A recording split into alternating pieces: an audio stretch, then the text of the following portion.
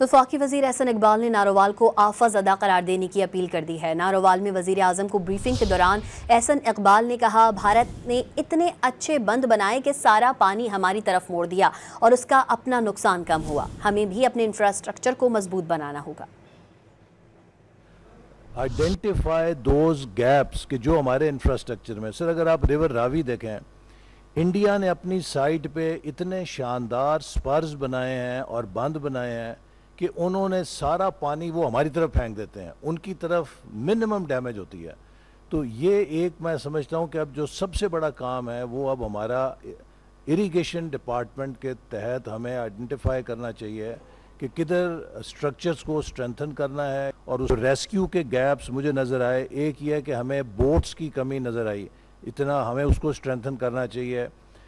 سر relief کے اندر میری آپ سے درخواست ہوگی کہ آج سی ایم صاحب تشریف رکھی ہیں، اتنی بڑی ڈیواسٹیشن ہے، نارووال کو آفت زدہ ضلع ڈکلیئر کریں۔